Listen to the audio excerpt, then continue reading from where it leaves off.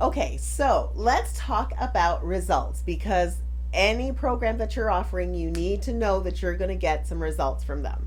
So, what are the results that you should expect from a high performing anger program? Let's start with number one.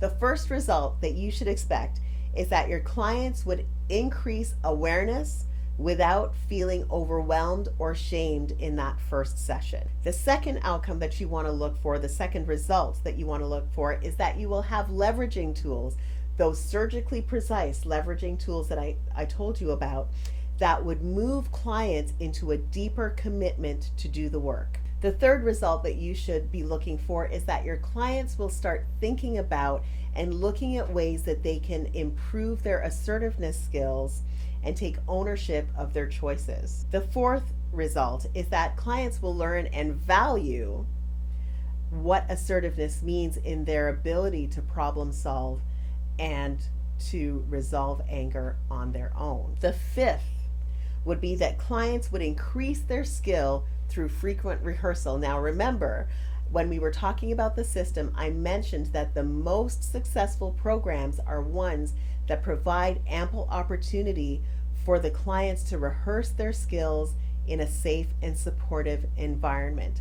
And so this is a result that we should expect from a high performing anger program, is that clients are able to rehearse often and to enhance and improve their skill set because of that. The next result that we should expect is that clients would be equipped with tools that foster deeper connection. Now, how do we do this? Let me give you a little bit of insight. We do this by showing them how assertiveness builds connection.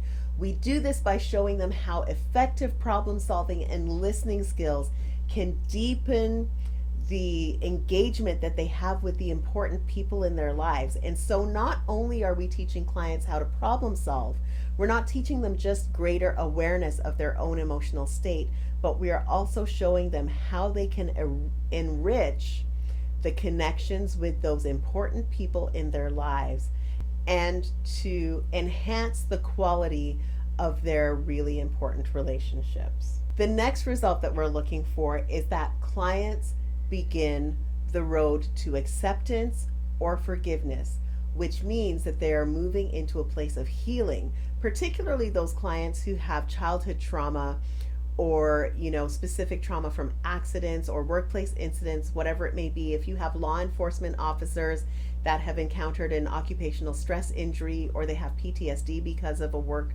related incident, acceptance and forgiveness are tools that will help them to reach a place of healing.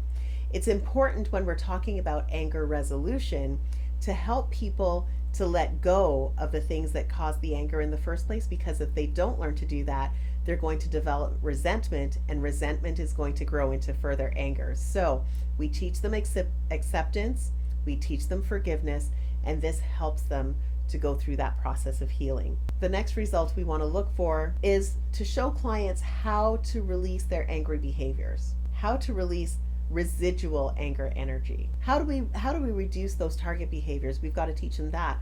We also need to show them how to get rid of the energy that's left over once they've done all the right things. They've had the conversation, they've thought things through, they've worked on the problem. There's still going to be stuff left over. So we want to make sure that people have the skill set to release that negative energy that's remaining so it doesn't stay with them and cause them harm. And finally, we want to see that significant reduction in those target behaviors. So all of these results are things that are going to benefit the client, but finally for us to be able to say, hey, when the client came in 10 weeks ago, they were using this target behavior 12 times a week, and now they're only using it 2 times a week. When they came in, they had a baseline of 8, and now they're going out and they have a baseline of 3. Before, they were using angry behaviors in the workplace and at church and in the community, and now they're only doing it at home. Before, they were yelling and screaming and slamming doors and acting out, and now they're using assertive language and behavior to solve their problems. So we want to be able to compare what was happening before to what's happening now, and when we document that, that is what helps us to get the funding for the next program and then the next program and the next program. It keeps your program sustainable when you can document those amazing results. So if your Anchor program, the one that you're using right now, is not getting you these kinds of consistent results, maybe it's time for a change.